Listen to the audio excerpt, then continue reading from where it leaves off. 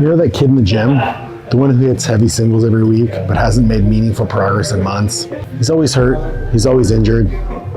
You know the one I'm talking about. There's only a few reasons why people actually just take heavy singles in training all the time. The first is so they have stuff to post on the gram. They lift heavy for the gram, make more exciting content. But that's actually just an excuse for the real reason, which is they're insecure. They need to take heavy singles in training all the time just to prove that they still got it. Now I'm gonna play devil's advocate here because I'm really good at it and it's my favorite hobby. You'll thank me in the morning.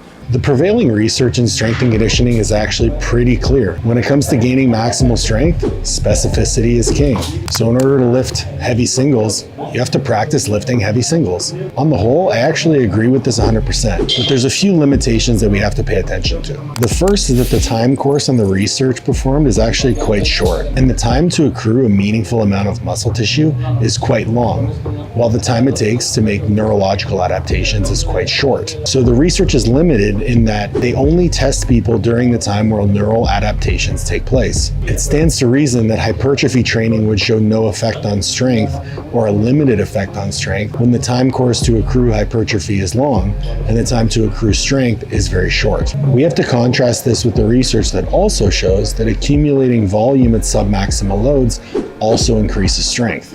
And then further to that, you have to take into account that performing a lot of work at high intensities limits the amount of volume that you can perform. So you come to a crossroads where you're training at such a high intensity that you can't accumulate enough volume to actually continue to get stronger beyond a point. You create a glass ceiling. You compound that with the fact that you haven't accumulated any more muscle tissue. So there's less contractile tissue to apply force to the barbell. So here's my argument. You need to spend enough time accumulating strength and strength qualities before you can appropriately display it. This means that you're going to spend most of the year lifting lighter weights for higher amounts of volume, and you won't be at your peak strength for very long.